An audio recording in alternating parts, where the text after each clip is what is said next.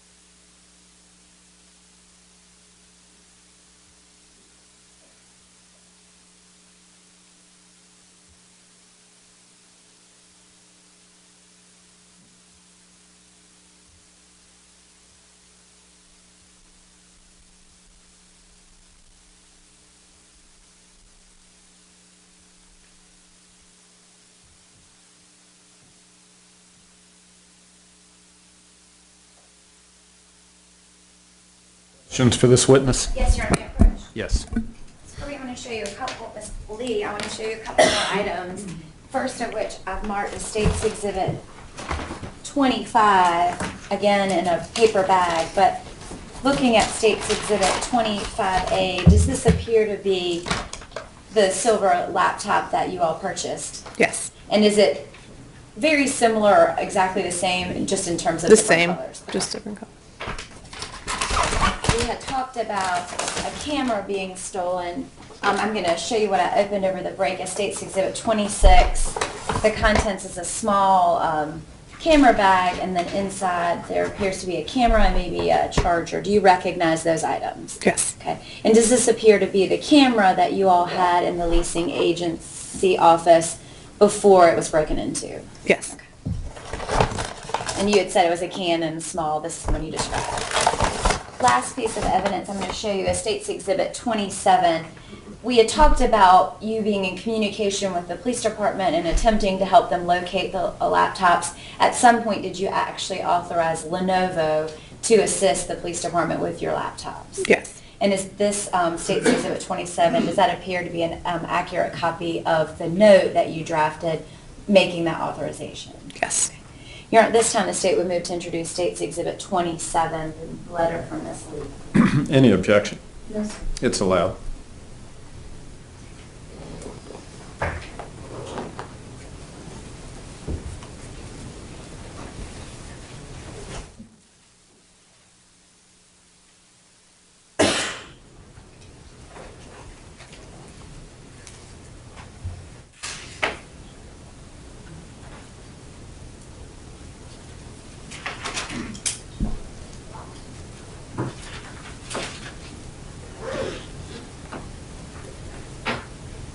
I don't have any further questions.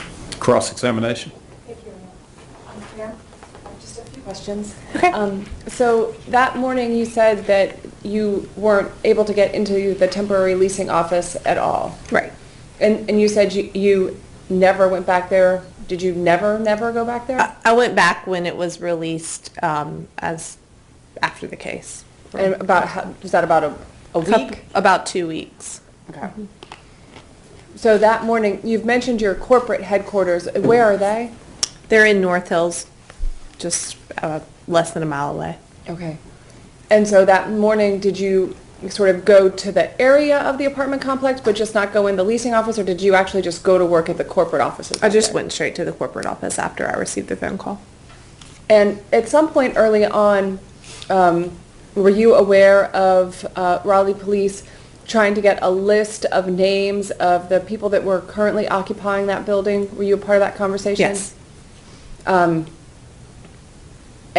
who was Michael Langley the person who was on site with the Raleigh police, though? I believe so. Okay. So you knew that they were trying to get that information together, and did you help get that information together for Yes. them? But you did not go with anybody on site that day to figure not. anything out? Okay. The floor plan layout that you identified Yes. just now, in some of the units, is that floor plan reversed in some ways so that the rooms are on the opposite side? It's sometimes, yes. I don't know in this instance exactly. Okay, so if you were to look again at that floor plan, would you be able to say that, yes, this is how it would have been in Ms. Jones's apartment, or this is actually the reverse of how it would have been in Mrs. Jones' apartment? I wouldn't be able to clearly state that. Okay, so some of the units are the opposite, Yes. and there's one standard floor plan of that unit that's on the website. Yes. And you're not exactly sure whether... They should have been the same as they're stacked. I would assume they would be exactly the same, but I could be incorrect. Okay, but you do know that some of them were with those rooms reversed? Yes. And did anyone from Raleigh Police or Michael Langley ever contact you about trying to get the names of anybody that might have walked in that downstairs unit? Yes.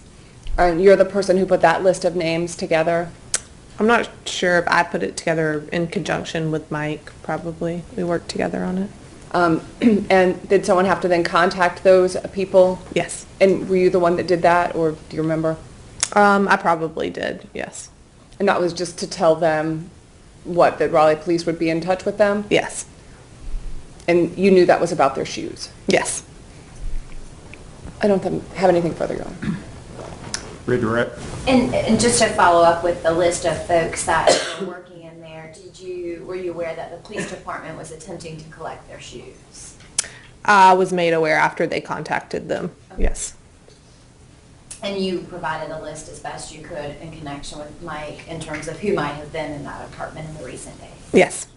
I don't have any more questions. Anything further? All right, thank you, ma'am. You may step down. Any objection to this witness being released? No, sir. All right. Ma'am, you're released from your subpoena and you're free to go. Further evidence for the state? State calls Clint Merritt.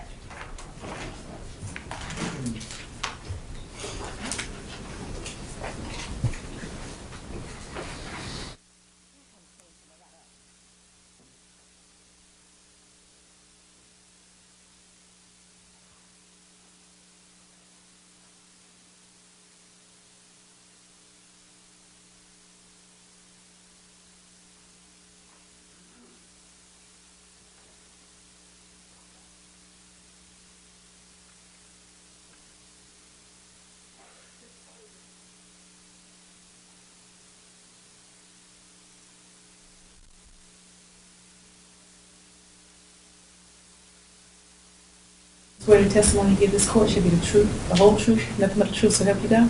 Yes. Thank you, sir. Please be seated.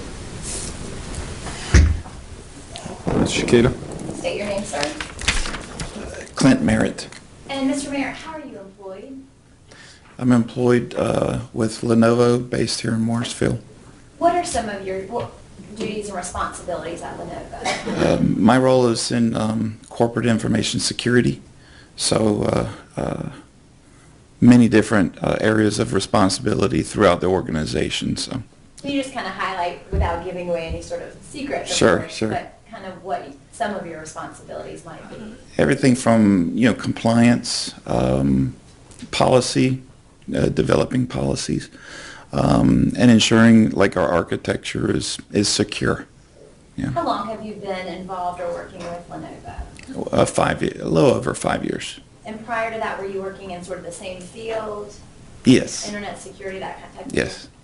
thing? And you said that your building is actually in Morrisville, is that correct? Yes. At some point, were you either enlisted or volunteered to assist the Raleigh Police Department with the tracking of some Lenovo laptops. That's correct, yes. And do you know how it was that it came to you? Were you the first point of contact? Actually, they contacted our legal/investigations team, an individual by the name of William Atwell. And he comes to me for a lot of his technical questions, so then internally it hopped over to me. And specifically in terms of you getting involved with the Raleigh Police Department, initially what was it that they were seeking to see if you could do? They wanted to find if there was some way of tracking an individual laptop, like a theft detection or some sort of technology that would be able to find a specific laptop that was indicated as a stolen laptop. And did they give you an idea of the type of laptops that had been stolen? That is the specific type of Lenovo. Right. They said it was some yoga units that were stolen. I think it was 2. And with respect to your knowledge of the Lenovo Yoga laptops, are there, for example, ways to track them or means to track them as they come from the manufacturer? Out of the box, usually it's very difficult to track them. So there's some specific unique identifiers with the devices. However, most of the times they're hidden, or if the laptop is not used or registered at various sites, it's almost impossible to find them. And so in terms of trying to assist them with tracking them, was there much you could do in terms of tracking them without any of those unique identifiers? Exactly. So I know some people have iPhones and you can install an app. It's not as easy as that. Well, you could install an application on a laptop to do that, but they don't come pre-installed with that kind of software. And so at that point, were you able to give them any assistance in terms of trying to locate them remotely?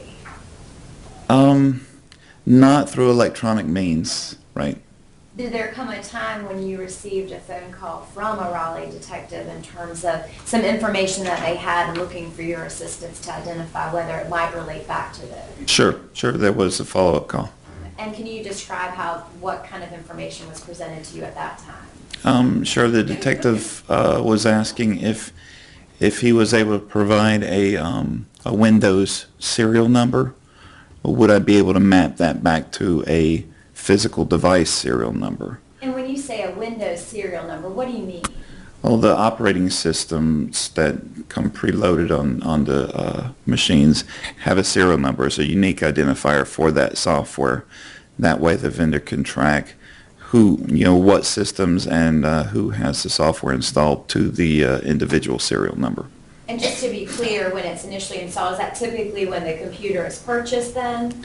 Right. There's a preload put on the computer before it ships out. And when the detective contacted you and said that they had this unique Microsoft serial number, were you able to assist them? Yes. Can you tell the jury how you went about trying to figure out if it would match one of the stolen Sure. So I took that number that was provided by the detective and was able to cross-reference it with an individual serial number of a laptop, and that serial number did match one of the stolen laptops that they were looking for. And how were you able to do that? Is that an internal system that you have at Lenovo, or just generally speaking, how were you able to do that? There's an internal system. It's called a like an asset management or asset identifier for the products that get shipped, and in that database it's got everything from serial number to type of hard drive, whatever the physical aspects and items that were shipped in the original box to the customer. And is that something that you yourself did alone, or did you work in connection with some other folks at Lenovo? Certainly I don't have access to all of our systems in Lenovo, so I did seek some help from our services department. I knew an individual in our services department that could pull up that database and give me access so that I could cross-reference that serial number with the Windows serial number. And the Windows serial number itself that comes on the individual laptop, is that something that is visible, for example, when you look at the laptop, or is that something that when you turn it on, for example, would come about? Well, with newer machines, it's in the it's on the hard drive, and they no longer put the little sticker on the laptop. And I think this particular model, it had it built into Windows where you didn't have a physical sticker that showed that serial number.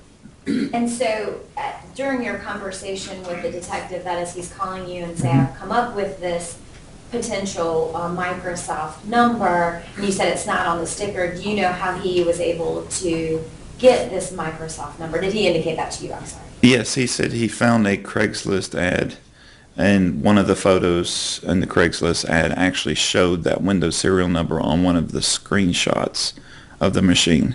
And with that, we were able to positively identify that that was the machine based on its Windows serial number. As a Lenovo security representative, knowing that you had, at least the police had this potential Microsoft serial number, you have cross-referenced it with the Lenovo information. Is there any chance that that could not come from that particular computer? I'm sorry, I don't understand the question. Can you state that again? Were you convinced once you had the Microsoft serial number and the information that you were able to get in the Lenovo database, that was one and the same? Oh, absolutely. And I guess a better way to ask that might have been to say, could someone go in and manipulate that in any way? Very, very unlikely. And so when he contacted you with that particular number and you cross-referenced it within your system, did you indicate to him whether or not, what amount of certainty were you sure that they belonged to this? Absolutely, from my perspective. Yeah. And during that time when he's communicating with you, was he sharing the Craigslist ad, or did he just give you the number for you? He just gave me the number at that time. I didn't see the Craigslist ad at first. At the time that you were assisting law enforcement, either now that they've got this unique number or during the course of the investigation in general, did they tell you how many Lenovo laptops had been taken? They said they were looking for 2. And with respect to those laptops, were they able to provide you with the serial numbers for those laptops? Yes, they were. The sort of internal mechanisms that you have, well, let me ask it this way. When a person, for example, if I went into Best Buy and purchased a Lenovo laptop straight off the shelf, does Lenovo keep statistics and all of the information that's installed on those particular units? Right. And when the police department provided you with the serial numbers, were you able to run it on both of those computers? I was able to look up both serial numbers and find the information about each of those units.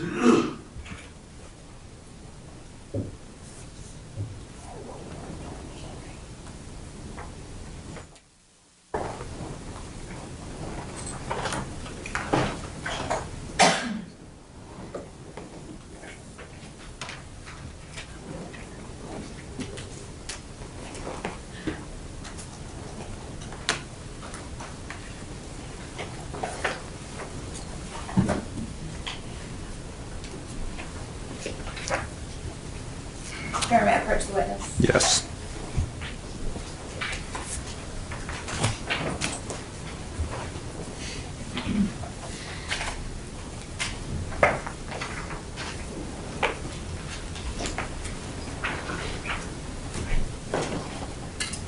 I'm going to show you first State's Exhibit 28 and then 29.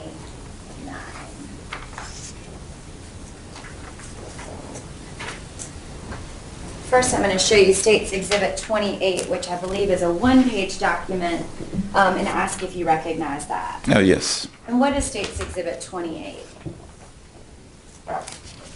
You're asking me Yes. what this is?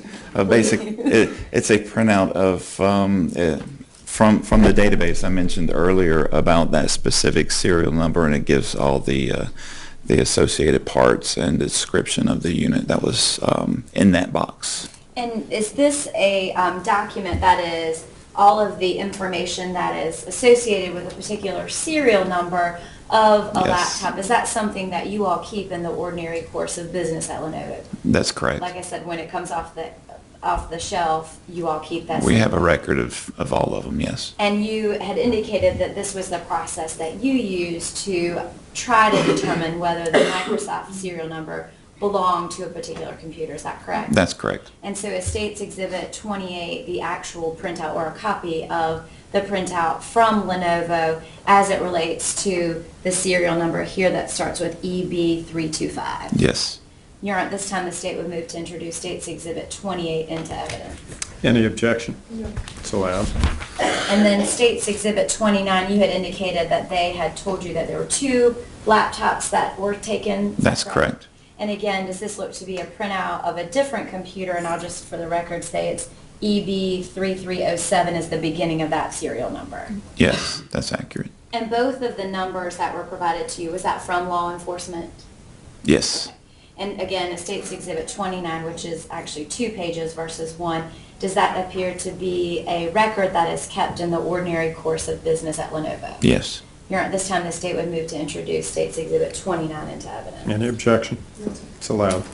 Specifically with States Exhibit 28, Judge, I would ask permission to publish copies to the jury. Yes.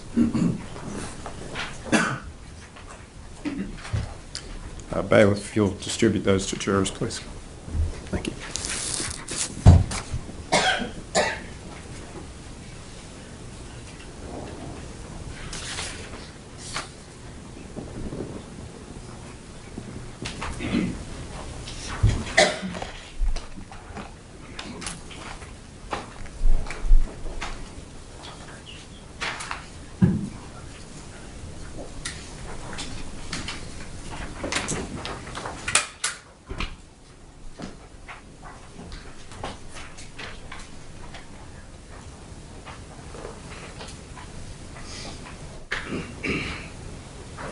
Mr. Merritt, now that the jurors have copies, I'm going to turn your attention to States Exhibit 28. You had indicated that you had a call about the Windows manufacturing number. Serial number, sorry.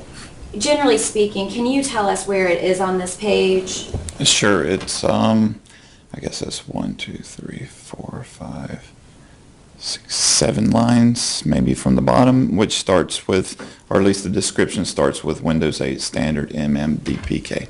And then the number following that's a long one, 1796036561568. Correct.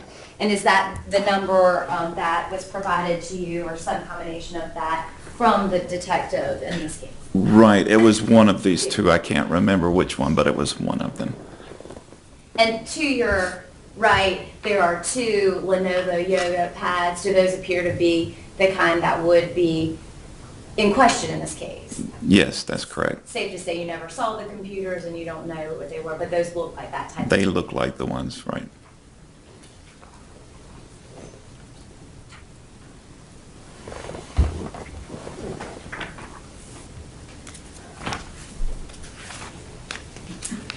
After assisting law enforcement in determining whether sort of remotely you could assist them in finding them and then giving this information, did they make any further requests of Lenovo at that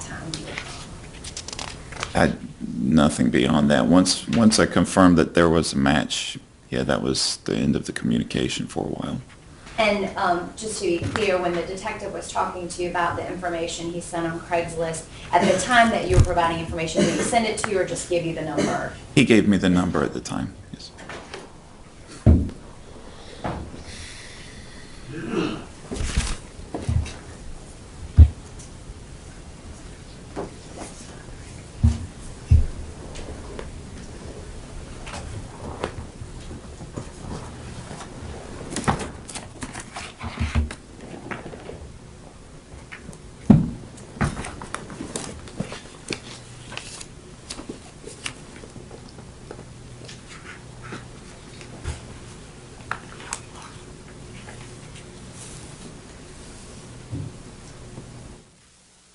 I can have just 1 moment, Judge. Yes.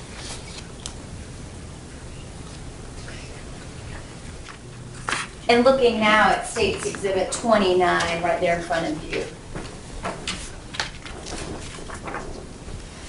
The 2-page document.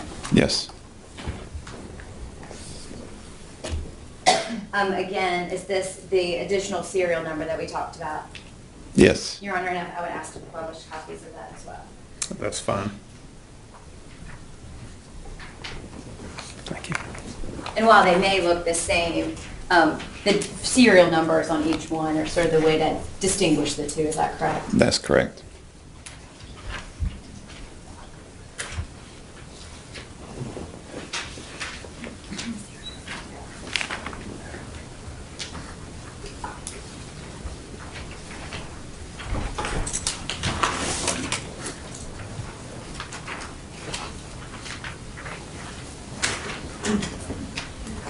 No.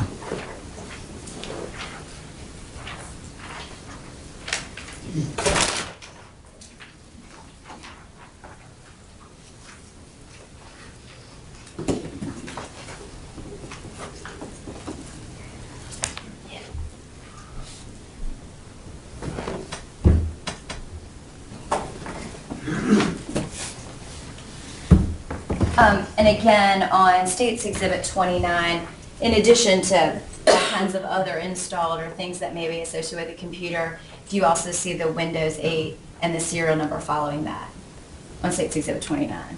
Oh, on here, yes, Okay. I do. And you had been asked again to look at two different serial numbers. I'm going to ask you to look here at EB33, and I'm looking at States Exhibit 29, the front and back page for the jury.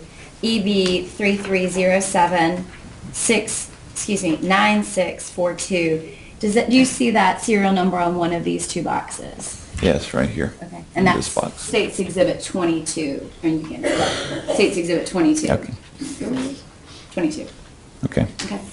And then specifically looking at the serial number on the second page, EB32562684. Does that appear on States Exhibit 23? Yes, it does.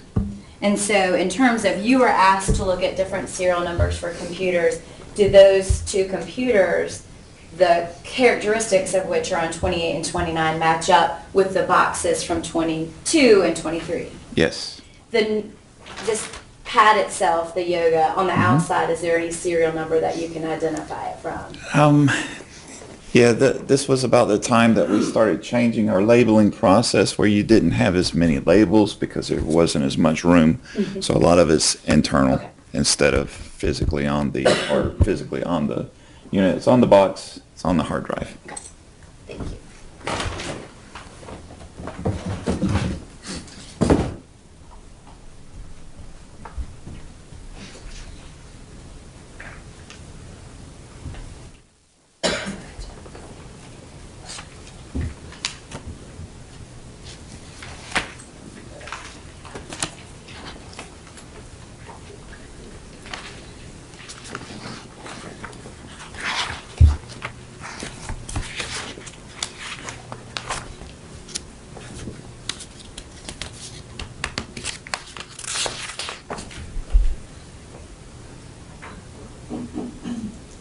I don't have any further questions, Judge. Cross-examination. Mr. Merritt? Yes. So there are, just to sort of dumb it down for just a quick second, there's two different types of serial numbers that have been involved in this conversation. Yes. And if any of this is sort of a misunderstanding of what you've explained, just tell me. But my understanding is that the computer itself has the serial number. Correct. And that's the serial number that's on those boxes. That's correct. And then that serial number is included somehow, either written, I assume, digitally onto the hard drive. Yes. And then the Windows also has a serial number for their product, Sure. which is each individually licensed piece of Windows 8 has its own serial number. Correct. And Lenovo acquires that from Windows. Yes. And so the database that Lenovo keeps is of all of the different components and aspects to each one of the physical computers that have been sold. Correct. And so that Windows serial number is on that list with all of that other data and information. That's right. And it's just identified by that serial number because Windows has some sort of wish to individually mark each one of its distributed software. Exactly. Great. Anything further? No, sir. All right, sir, you may step down. All right, thank you. Any objection to this witness being released? No, sir. Sir, you're released from your subpoena. You're free to go. All right, thank you. Further evidence for the state? State calls Detective Mendez.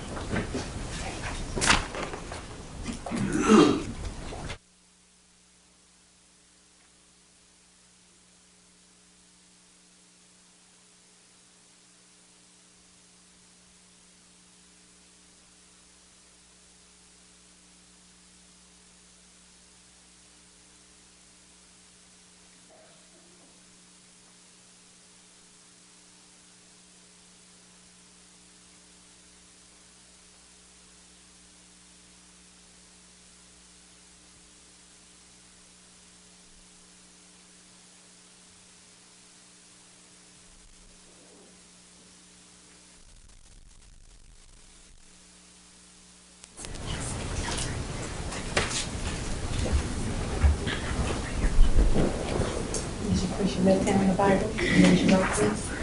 Do you solemnly swear testimony you give this court shall be the truth, the whole truth, and nothing but the truth, so help you God? I do. Thank you, sir. Please be seated. Shakita. State your name, sir. Gory Mendez. And how are you employed? I am currently employed with the Raleigh Police Department as a detective. And are you currently assigned to a particular unit within the detective division? Currently assigned to the Technical Assistance Response Unit, also known as TARU. And what is the Technical Assistance Response Unit? We assist other detectives and officers with their investigations with the use of technology. And so how is it that it comes that, for example, you would assist another investigator if they needed some help? Some of our duties or job description is to assist with analyzing phone records, cell phone towers, GPS mapping, installing covert cameras, things of that nature. How long have you been working in that particular unit? Approximately 4 to 5 years now. And how long have you been with the Raleigh Police Department in total? I have a total of 16 years of law enforcement experience in the state of North Carolina. 3 prior years with the city of Winston-Salem, and then the remaining with the city of Raleigh. It's about 13 years? More like, yeah, about 13 years. I'm really not very good at math. Okay. Were you asked to assist members of the homicide unit in regards to the murder of Melissa Huggins-Jones? Yes, ma'am. And can you tell us how it was that you came involved with this case? On May 21st of 2013, we were given information that a subject by the name of McCullum was a person of interest. At that time, I was in plain clothes operating a covert, unmarked police vehicle. We were given the address of where Mr. McCullum was living at the time. Was that in the city of Raleigh? No, ma'am. And what, generally speaking, where was that? The town of Wake Forest. We were also given a description of the vehicle that Mr. McCullum was also either owned or was known to operate. And you said you were given, is that some information that others shared with you, or is that something you would have developed in your capacity in your unit? It was information that was shared with us. And once you got Mr. McCullum's residence address and a car that he either owned or was known to operate, what all did you do? Responded to that location and conducted surveillance. And when you say location, where did you go? To his home? His home, ma'am. What, if anything, happened when you got to the address in Wake Forest? Shortly after I arrived, around 2 o'clock that day on May 21st, 2013, we saw some activity where it was one male and 2 females that exited Mr. McCollum's home and entered into that vehicle that he was known to operate, which was that Mitsubishi vehicle. What did you do at that point? We followed the vehicle. Myself and other assisting undercover officers followed the vehicle.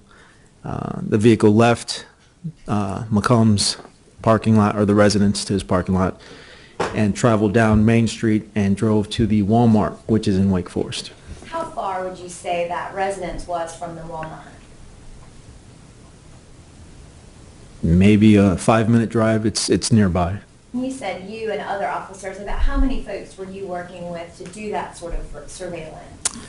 The exact number I'm not sure, but there was more than, I believe, 3 of us that were following the vehicle. And when you're following the vehicle and there are 3 other folks, are they in different cars or are you all together? Separate vehicles. Were you talking with them during this time that you were, for example, following the car from the residence to the Walmart? Yes, we were all communicating with each other via hand radios. What happened, if anything, when you all got near the area of Walmart? We followed the vehicle to the Walmart, where it parked in a general parking space, and I parked nearby as well. I observed the male subject, who was later identified as Mr. Travion Smith, and 2 females all exit the vehicle and walk into the Walmart. Let me stop you at the point where they are going into the Walmart, that is 1 black male and 2 black females. Were you aware of who that black male was? At that time, I was not. And just to make sure I'm clear, you initially were set up to look for Michael McCollum. Were you trying to determine if that black male that you later identified as the defendant was Mr. McCollum? Yes, that is correct. At the time they walk into the Walmart, that is the male and 2 females, did you know who any of them were at that specific time? I did not. And once they walked into the Walmart, what happened? We remained in our positions where we were able to maintain visual of the vehicle, hoping that they would return to the car. Shortly after, maybe a 20, 30-minute time frame, only the 2 females returned to the vehicle and drove off.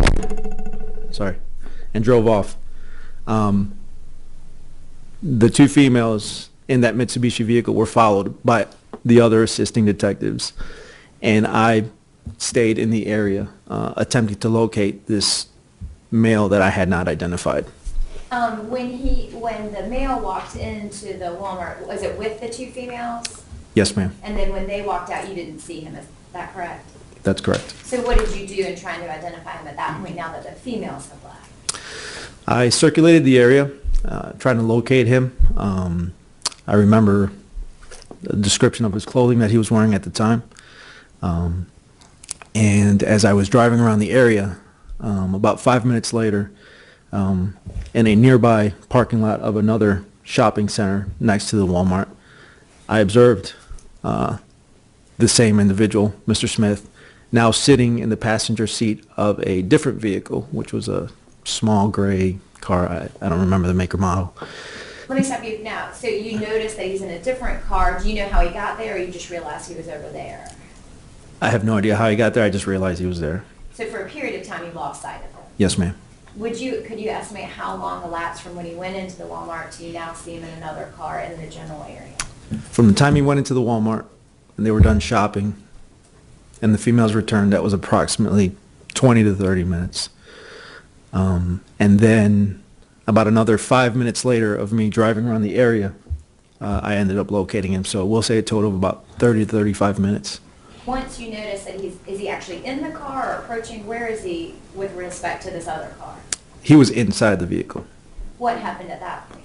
At that time, he was engaged in a conversation with another black male standing next to the vehicle and 2 other females, I believe. The other black male, I believe his name was Ronald Anthony. I still wanted to identify this guy to see who he was because he had just come from the location where we were preparing ourselves to execute a search warrant on that location. So I just wanted to see who he was. We ended up following Mr. Smith and Ronald Anthony and another female, eventually they all walked back over to the Walmart.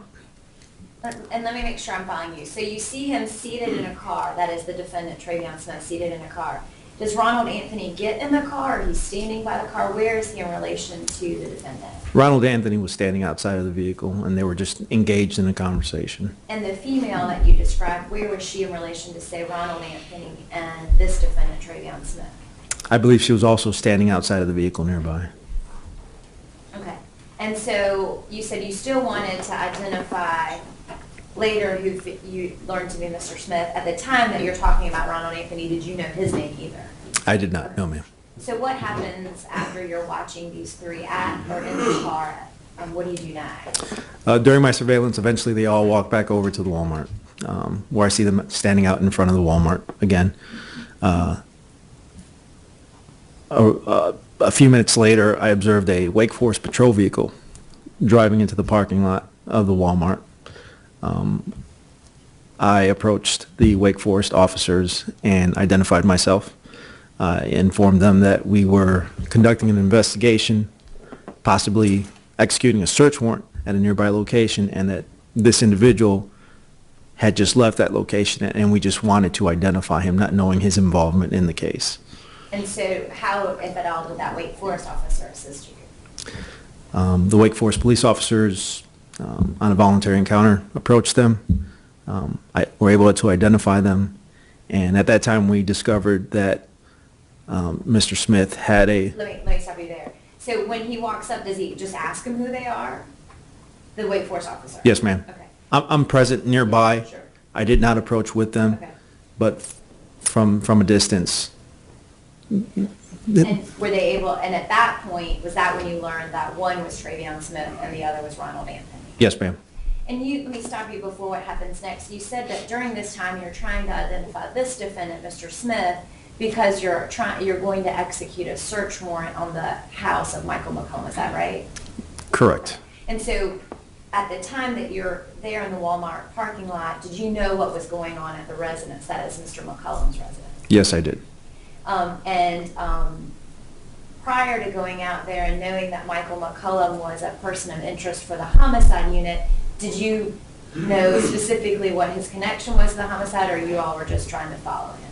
I was just trying to follow him and identify him, not knowing his involvement, and in case they wanted to speak to him at a later date and time. And to be clear, when he got in the Mitsubishi Eclipse initially and drove to the Walmart, or rode to the Walmart, did he come from the building that you all were doing surveillance? Yes, ma'am. When you learn that the two gentlemen now in front of the Walmart are Travion Smith and Mr. Anthony, do you make arrangements, or someone make arrangements, to have them brought into the investigative division for questioning? Yes, ma'am. And were you involved with that, or did you just make arrangements to have that? I just made arrangements, and 2 Raleigh patrol vehicles arrived and transported them to the police station. While during that 25 or 30 minutes when you lose sight of this defendant and then you see him again at a car in the parking lot, were you making other efforts to try and find him or identify him? We did. Myself and other assisting detectives made contact with the loss prevention personnel at the Walmart in an attempt to review surveillance video of who that individual was that walked into the building or their store. So during that 30 minutes, you're still trying to figure out who this gentleman is? Yes, ma'am. And after you all had the Wake Forest police officer stop and talk with this defendant, Ronald Anthony, and arrangements were made to bring them to the investigative division, did you have any further responsibilities in this case? No, ma'am. I had no further action. And again, just to be clear, when they're asking for your assistance with the Taylor unit, did you know what any of their involvement may be, or you were just trying to figure out why he was at the house? Yes, ma'am. And that question was really long, but did you understand? I do.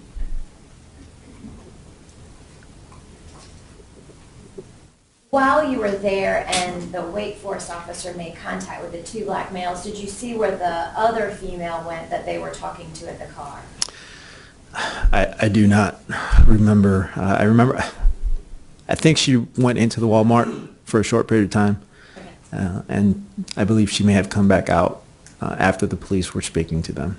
And was the female that you saw in the second encounter with the defendant in another car, was that one of the females, just to be clear, that had come from the house and gone back? I don't believe so.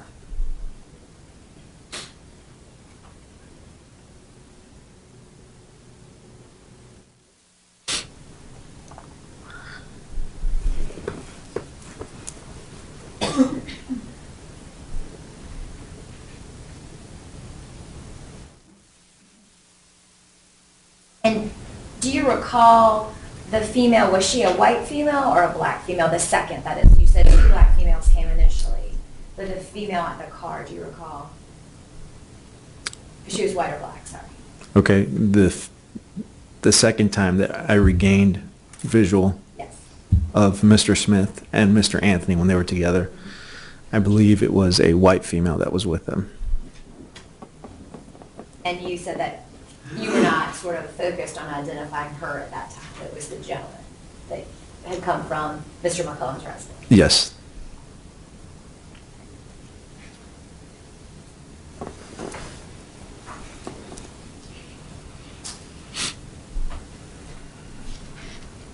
Did you have any further responsibilities with the search or anything that was happening at McCullum's residence once you had identified these two?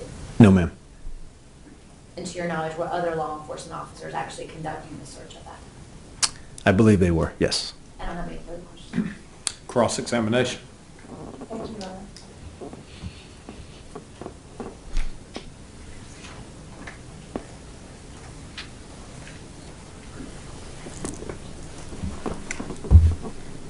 When you say driving around the area, it's like most Walmarts, correct? There's a very large parking area at the Walmart.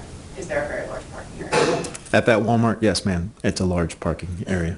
And there are the other mall you indicated, it's sort of in the parking lot area of the Walmart parking lot? No, ma'am. It's two separate parking lots, two separate structures, building structures, but still maybe within 50 to 100 yards of each other. But not what you would describe as a sort of an outbuilding from the Walmart? I mean, I understand it's a separate structure, but you would sort of turn into them at the same turnoff on the main road, correct? There's other ways to gain entry into either parking lot. I'm not sure if I understand your question. I was just, my understanding, you had a video surveillance on your car during this time you were driving around, correct? So it shows the parking lot as you're driving around, it recorded that. Yes, ma'am. There was a camera in my vehicle. And it appears to just be driving around large parking areas Correct. and never going back out onto any main streets. No, ma'am. So I was just, when you said it was a separate shopping center, that's all I was trying to clarify, is that it's all sort of there together in the same large shopping area. Yes. And the person who was later identified as Mr. Smith was sitting in the passenger seat of that car when you saw him? I believe he was an occupant in the car. Yes. Specifically, if my memory recalls, I think he was in the front passenger seat, and I was able to identify him based on the hat that he was wearing. It was a distinctive hat. I described it in the supplement, and that's what initially caught my attention. So no, I just was clarifying, not in the driver's seat. In the passenger seat is what you would call. Yes, ma'am. I have nothing further. Anything further? Detective Mendez, you recall the hat, what it looked like? Yes, it's in my supplement. I remember it was black with a red brim or something similar to that, and that's what just stood out when I was driving around the area, and that's what caught my attention. And so if you wrote a black ball cap with a red brim, is that what you remembered? Yes, ma'am. No further. Anything further? All right, thank you, sir. You may step down. Any objection to this witness being excused? No, sir. Sir, you're released from your subpoena. You're free to go. Thank you. Further evidence for the state? State House Detective Morse.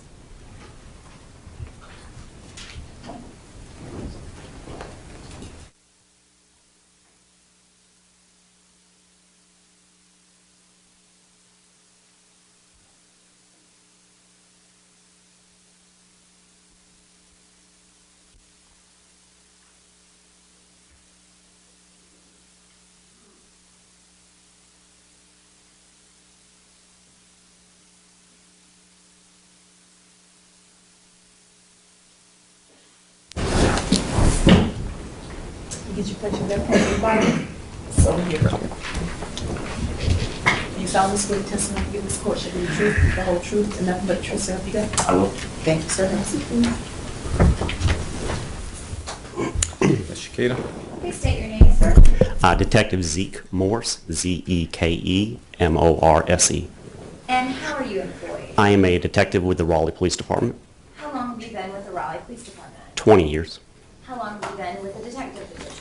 since 2004. Are you currently assigned to a particular unit within the detective division? Yes, ma'am. And what is that unit? I am assigned to one of the homicide units How long have you been in the homicide unit? since June of 2007. And is it safe to say in May of 2013, the death of Melissa Huggins-Jones was not the first one you investigated? Correct. We've heard a lot of talk about Detective Brady. When a case comes into the homicide unit, is there someone that's tapped to be the lead investigator? Yes, ma'am. And how does that come about? That is a rotation basis. You're on top of the list, and the next homicide that comes in will be your case. And when a case, for example, this case was assigned to Detective Brady, does the remainder of your unit attempt to assist him with whatever needs to be done? Absolutely. Regardless who the case is assigned to, for the lead detective, the entire unit works together on that one case. On May 14th of 2013, were you all working, or how did you first get involved with the death of Melissa? When the call came in, it was the start of our shift. Some of us were already in the office. Some of us were coming in at that point. If I recall correctly, I had not reached the office yet. I was on my way into the office when I received a phone call from Detective Brady. What were some of your first responsibilities on that morning? I was tasked with obtaining a search warrant for the residence of Melissa Jones, as well as a search warrant for the apartment that was being used as an office. And can you describe for the jury what a search warrant is and why you need to go get one? Sure. A search warrant is a legal document that gives us the authority to go into a private residence and search and collect evidence from those scenes. And when you go to obtain one, is there someone that has to sign off there by authorizing the search? Correct. In this search warrant, I write my probable cause affidavit. It is the reason for the search. That search warrant is reviewed by a judicial official, either a judge or a magistrate. In this case, the warrant was reviewed by a magistrate and signed. And once you got the search warrant for those two locations, what did you do with them? I brought those two search warrants to Detective Brady, who was at the scene. What do you do now that you've provided the search warrants in terms of your responsibility? Depending on where the investigation is, I'm given additional tasks. And what were some of those on that first day? That morning, I became aware of other crimes that had occurred in the area, specifically some larcenies from motor vehicles, and I was tasked with researching those a little bit further. Earlier, we heard from Detective Falk. Were you working with him on those? Yes, ma'am. And when you said you were researching those, what, if anything, generally did you do? I reviewed the calls themselves. I reviewed the reports that had been written at that point to see if there were any leads that could be followed up on. And did you try and follow up with some of the folks who might have been involved with those break-ins? I did. And did you recall who it was that you followed up with initially? Initially, I spoke with Miss Esther Hall. She called to report that a car had been broken into, and she had seen some folks that night. And was she able to give you some descriptions of the folks that she had seen that night? Yes, ma'am. After speaking with Miss Hall, what, if anything, did you do next? I met with Sergeant Copeland at that point. Sergeant Copeland at the time was the sergeant of the burglary division. I met with him to discuss any current burglary patterns that might be going on in the city.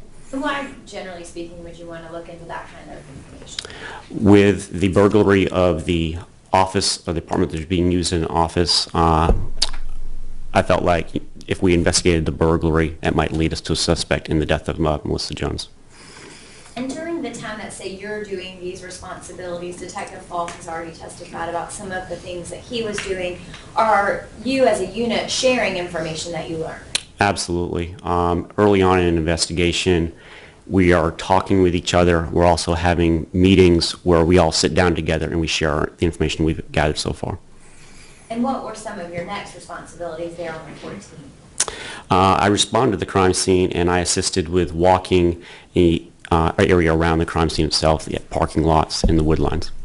And did you notice anything unusual at that time? At that time, I did not. what, if anything, were some of your next duties? Approximately 7:30 that evening, I met with Robert Jones at the Raleigh Police Department and conducted an interview with him. And who was Robert Jones in relation to this case? He is the divorced husband of Melissa Huggins. To your knowledge, had he come from Tennessee to meet with you all? Yes, ma'am. And did he bring anyone with him? He did. And who did he bring with him? He brought his son, Noah, with him. And did you speak with Noah, or did someone speak? I spoke with Noah. After talking with Noah and Robert Jones, what did you do next? The following day, I attended the autopsy of Melissa Jones. And can you generally tell us, when you say you attended, what happens and what were your duties at that time? As a law enforcement officer, when we attend an autopsy, we are not participating by any means. We are in a separate room separated by glass. We can observe the autopsy. Attending the autopsy gives us the opportunity to speak to the doctor who will be performing that autopsy, sharing information with them about the case and an investigation so far, and requesting certain items to be collected from the victim. In addition to the police department attending the autopsy, does someone from the CCBI, the City County Bureau of Identification, typically attend as well? Yes, ma'am. And do you recall in this case if someone did? They would have, yes. And after reviewing that and talking about whether or not there were any items that might need to be collected, did you take anything with you, or did you request anything specific be done? I requested that fingernail clippings be taken from Melissa Jones, and I requested that the sexual assault kit be completed. And why did you ask for a sexual assault kit to be completed? At that point in the investigation, it wasn't known if she was sexually assaulted. We would have collected it to see if that may produce a lead later on. And in addition to attending it, did you bring anything to the autopsy? I brought a tooth. Later on, a tooth had been found at the crime scene. I took possession of that tooth from Detective Brady and brought that to the medical examiner's office. You're my first witness? Yes. I'm going to show you State's Exhibit 30 and ask if you recognize State's Exhibit 30. I do. And what is State's Exhibit 30? This is a sexual assault evidence collection kit. It has a specific report number on here, P130544457, which is the Raleigh Police Department number assigned to this case. It also has the victim's name, Melissa Huggins-Jones. And with respect to State's 30, when was the first time that you actually saw that item? That would have been at the medical examiner's office. And after that kit was collected, what happened with it? I brought it to the SBI for analysis. When you took it from the medical examiner's office, was it in a sealed condition, much like it is now? Yes, it would have been exactly like this, sealed. Does it appear to have additional markings on it since the time that you collected it? Yes, ma'am. And is that consistent with your knowledge of how sexual assault evidence collection kits are examined later on down the road, for example, at the SBI? Absolutely. You said that you took it to the SBI. Did you take any additional items to the SBI? I did. And what types of items did you take? There were several swabbings taken from the crime scenes that appeared to be blood. I went to CCBI and collected those swabbings from CCBI and brought those to the SBI as well.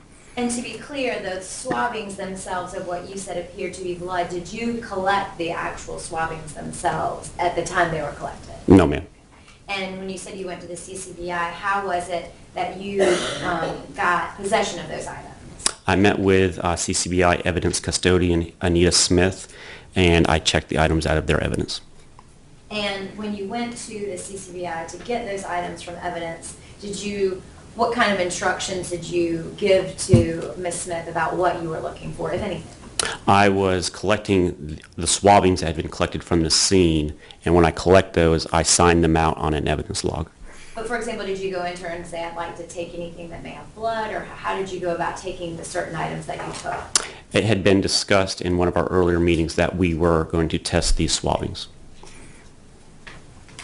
I'm going to show you several things, if I may approach, Judge. Yes.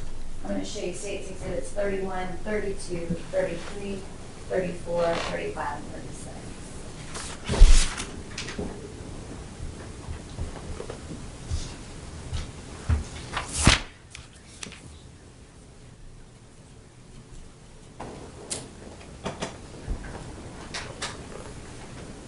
going to ask Detective Morse that you look at these items 31 through 36 and ask if those appear to be the swabbings that you took with you to the FBI along with the kit that's now left to Stacy Taylor. Yes, ma'am, they are. And again, you didn't collect those items that are within 31 through 36, is that correct? Correct. But the decision had been made in a meeting that they should be submitted along with the kit in front of you. Correct. And again, looking at the items, do they have, for example, the case number and things of that nature that would lead you to believe they are the swabbings that were collected in this case? Yes, ma'am. It has the CCBI report number, has the Raleigh Police Department report number, has the date and the time, victim's name, the address, the offense, various markings that specifically identify these items. And when you took all of those items, 31 through 36, were they also in a sealed fashion to the SBI? Yes, ma'am. To your knowledge, will the SBI take items that aren't sealed? They will not. After taking those items to the SBI, did you have further responsibilities in this case? Yes, I did. And you had indicated that you spoke with Mr. Jones initially and did an interview. Throughout the course of your investigation, did you speak with him on more than one occasion? Yes, ma'am. And what kinds of things generally would you follow up with him on? Periodically, questions would arise that maybe I didn't ask earlier, and I would have to call him or meet with him to ask him clarifying questions. And to your knowledge, or to the best of your understanding, was he cooperative and try and give the information to you? Yes, ma'am. You had said that at one point you went and sort of did a search around the Melissa's apartment, and at that time didn't find anything. Did you go back to the apartment? Yes, I did. And when did you go back? It would have been on May 15th. And why did you go back at that point? I'm sorry, that was on May 16th. At this point, we're still, we don't have a suspect identified. We are expanding our search, and we went back to the scene and simply expanded the search around the apartment in the adjoining open areas, looking for any evidence. And at that point, what, if anything, did you notice? I located a pink jewelry box that was lying on the ground next to a chain link fence that separated I-40 from a city street. And what did you do with that pink jewelry box? It was collected. Did you collect it yourself, or did you ask someone to come out and do it? I believe CCBI responded and collected that. At that time, did you know if it had anything to do in connection with this case, or you just wanted to be sure? I wanted to be sure. It looked like relatively new. It hadn't been weathered. It looked obvious to me that this might be related. At this point, now we're a couple of days into, after Melissa's death, had any suspects been identified at this point, or are you all still trying to figure out what happened? No suspects had been identified. And were you made aware that there were some electronics that were taken in connection with the downstairs burglary? Yes, ma'am.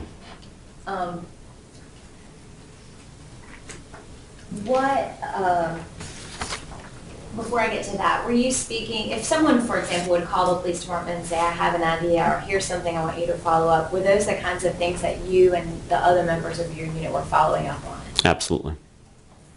Are you familiar with Crime Stoppers? Yes, ma'am. And what is that? Crime Stoppers is a toll-free line a citizen can call and give information anonymously concerning an active investigation. And can Crime Stoppers calls yield valuable information? Sometimes they can. Can they lead you on a wild goose chase? Absolutely. With respect to anyone that was calling into Crime Stoppers at this point, were either you or one of the other members following up on those leads? We follow up on all, yes, ma'am. Even if they're wild goose chases? Yes, ma'am. And you said throughout the course of the next couple of days you all are meeting regularly, is that safe to say? Yes, ma'am. With respect to the items the electronics that were stolen, Detective Falk earlier had indicated that either you or himself were trying to get the serial numbers for those items. Yes. Why do you want the serial numbers, for example, for a laptop or a camera that might have been stolen? It allows us to locate the laptops when they're recovered at a later time, whether they're recovered on the street, recovered at a pawn shop, or wherever. And how is it that you're notified? Is there a way to sort of track that? There are there's a national database maintained by the FBI called NCIC. One of the things we can enter into this database is stolen items, like a computer with a serial number. So if this computer was found in Virginia and an officer ran the serial number, they'd be able to contact us and let us know they found this stolen computer. There's also local databases that we utilize if the stolen item ends up in a pawn shop. That will be notified. And did you make efforts, either you yourself or Detective Falk, to make sure that the serial numbers got into all of those databases such that if it was turned into one of those places or recovered in one of those means that you would be able to track it? Absolutely. Were you given information about the nature, the type of laptops that were taken? Yes.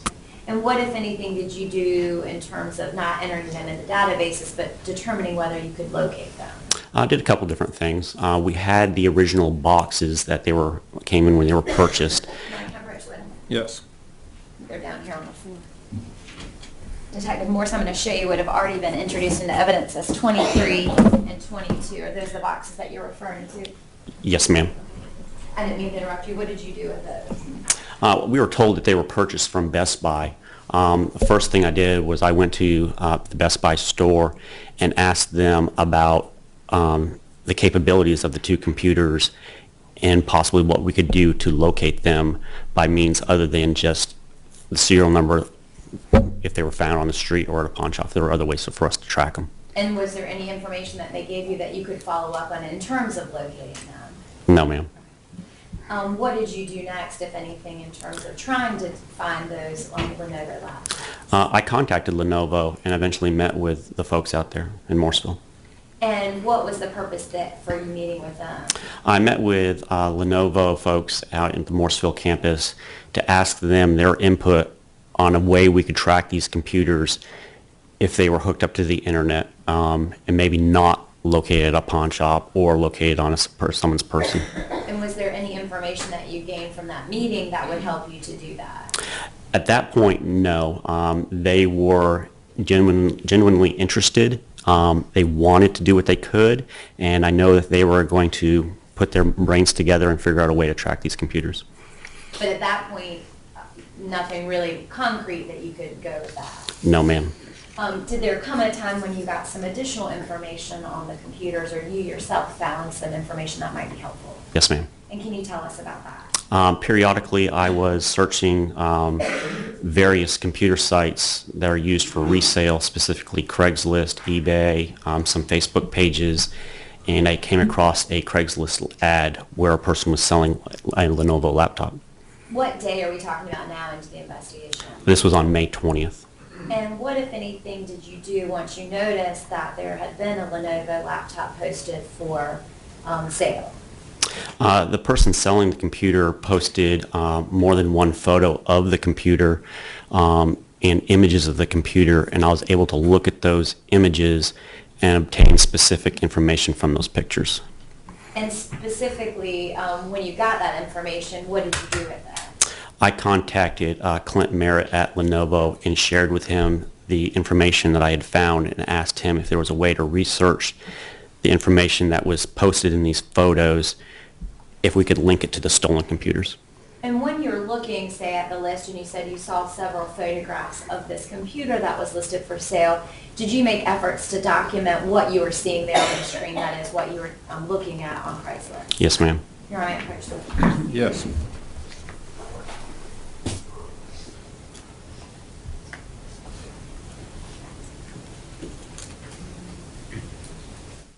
I'm going to show you what I believe are 5 pages stapled together as State's Exhibit 37. I'll get these out of your way. And ask if you recognize State's Exhibit 37. I do. And what is State's Exhibit 37? This is the Craigslist ad that was posted, and I printed these pictures out. And it looks like there are 5 separate sort of screenshots themselves. Were those the different things that were being advertised in connection with one computer? Yes, ma'am. And once you got the information that was contained within State's Exhibit 37, the Craigslist information, is that what you shared with Mr. Merritt at Lenovo? Yes. And what information was he able to use, if at all, to determine whether or not that might be one of the stolen laptops? Specifically, this picture right here, which is the picture, it's a stamp photo, You're looking at the very first photograph on 37. Exhibit 37. It shows a picture of the computer's control panel system and security screenshot of the computer screen itself. And on that screen is a Windows identifying number, the product code. And when you saw that screen and when you saw that Windows number, did you give that information to Mr. Merritt? I did. And was he able to tell you right away, or did he have to do sort of some research on that? He had to do some research. When did you talk to him again? He contacted me the next day. Okay. And was he able to tell you whether or not that Windows serial number would match one of the laptops that had been taken? Yes, he did. And at that point, had you already provided the serial numbers to Lenovo? I did.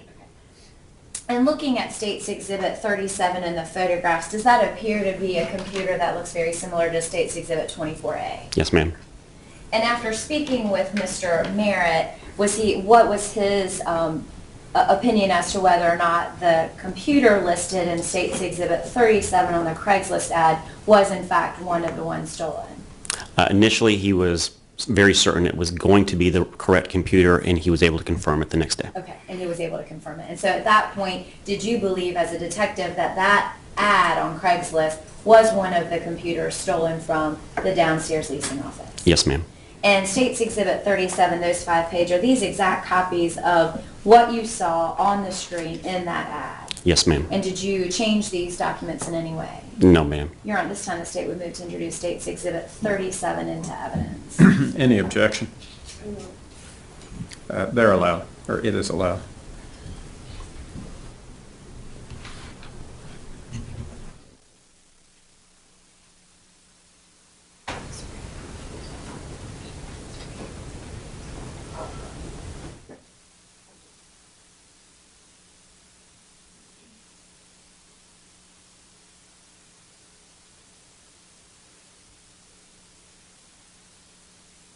Looking at State's Exhibit 37 there, Detective Morse, if you need to grab it, it's a little unclear. Are you able to read that number from that ad? It's difficult with the printed paper as it came out, but it was very clear when it's on my computer screen.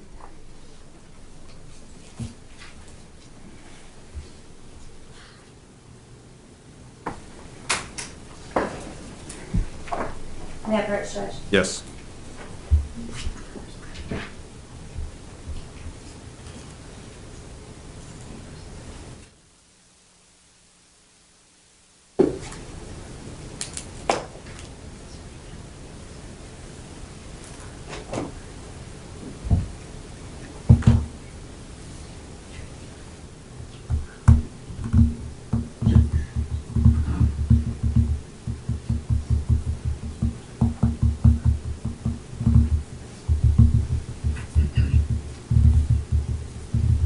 May I approach, Judge? Yes. Yep.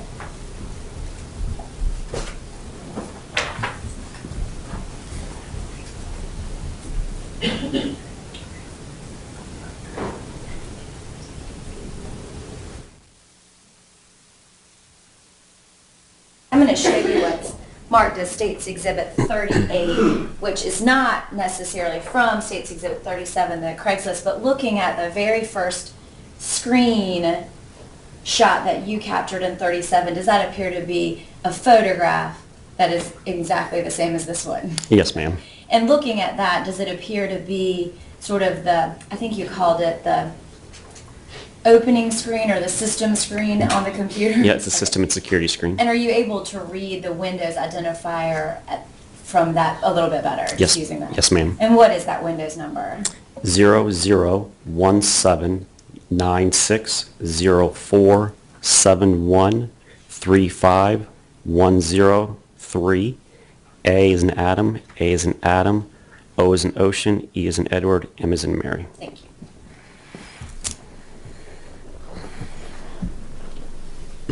After you have now made certain yourself that this is the computer that's stolen, what, if anything, did you do as a law enforcement officer?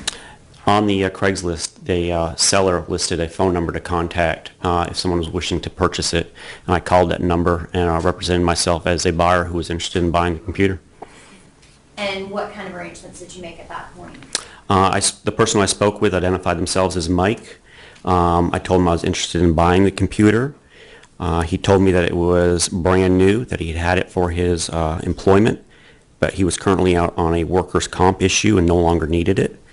We agreed that we would meet at the Walmart in Wake Forest, and he would be driving his blue Mitsubishi. And we agreed to meet at, I believe, 4:30 in the afternoon. And when you now know that you're talking to someone named Mike, did you try and make efforts to figure out who that person might have been? I did. And what ultimately did you determine? That Mike is actually Michael McCullum of 608 Apartment 17 South Main Street in Wake Forest. And having that, is that information you got prior to going to meet at this arranged place? We did not have that information prior to going to meet. And so what do you do now that you've got this meeting set up at 4:30 in the afternoon? I contacted several undercover units to provide security at the Walmart parking lot, and I went to the Walmart to meet Mike to purchase the laptop. And is that the Tehru unit that we just heard about from Detective Mendez? They would have been there, yes. At some point prior to meeting with someone that you now believe has this stolen laptop, do you try and figure out who it is, or were you just focused on meeting with that person? Absolutely. I ran the phone number first through our local report system to see if we'd encountered this phone number prior in any investigation, and we had not. I didn't have the time to wait for further investigation on that phone number with court orders to phone companies and so forth. And so is it safe to say now on May 20th, this is the first real lead that the police department had? Absolutely. And so going out there, did you have any idea who you mean other than someone naming himself as Mike? No, ma'am. What happened when you went to the Walmart? The seller did not show up. And while you're out there meeting, are there other officers that are trying to do some more in-depth information to determine who Mike is? Absolutely. And at some point that evening, was Michael McCullum identified as the potential person? He was. When he didn't show, or when the seller didn't show at Walmart, what, if anything, happened next in terms of this investigation in Wake Forest? I first tried to call the seller a few times to figure out where he was, if he was going to meet me, and I just never got a response from him later on.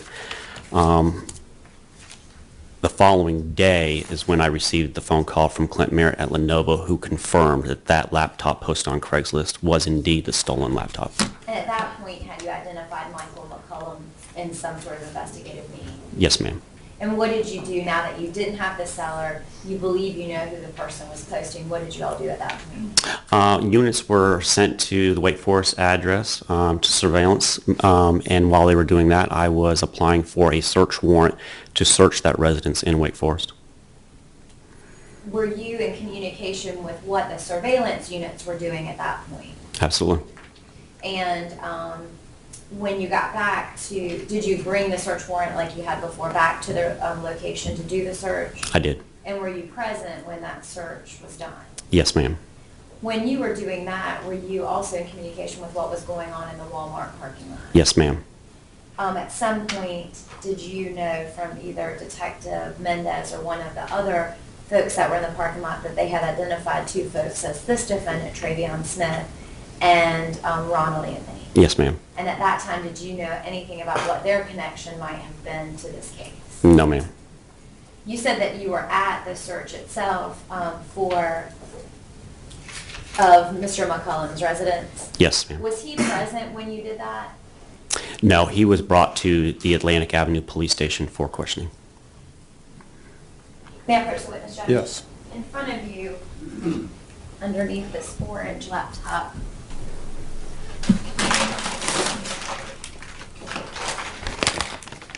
is a silver laptop, which I'll now mark. That bag was already identified at 25 and 25A. Did you go inside Mr. McCullum's residence? I did. Okay. And inside Mr. McCullum's residence, did you see State's Exhibit 25A? I did. Okay. And at that point, who else was present, if you remember? Detective Brady. At that point, did you believe that this silver laptop, State's Exhibit 25A, may be the other stolen laptop? Yes, ma'am. And where was it, if you recall, inside inside Mr. McCullum's residence? To the best of my recollection, it was on the floor to the left of the bed.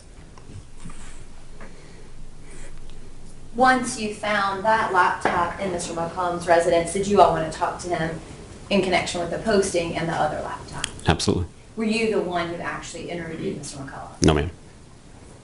While you were there on scene in Wake Forest, did you have any additional responsibilities after the search was concluded? Michael McCollum's girlfriend, Chandrea, she was also present at the search. I briefly spoke with her prior to her going to the police station to be questioned further. I also met with other residents of this house that rent various rooms. And after you finished talking to the folks there at the residence, did you stay in Wake Forest? I did, yes. Who did you speak with at that point? At this point, I've been contacted by Detective Gill. He was one of the detectives at the police station conducting some of the various interviews. I was asked to speak with Amber Albert, who is the girlfriend of Ronald Anthony. She was employed at the Walmart and was working at this time or just ending her shift. And I was asked to go over to the Walmart and speak with her. We'll break right there. So ladies and gentlemen, we'll break for lunch until 2:30, and we'll resume at that time. While on recess, please recall all the instructions. Don't talk among yourselves or with anyone else about this case. Don't form or express opinions about the outcome. No media or independent investigation into these matters, and no conversations whatsoever with parties, witnesses, or lawyers. Leave all of your materials and notebooks in the chairs. Gather in the deliberation room at 2:30. And if everyone else would remain seated while the jurors excuse themselves.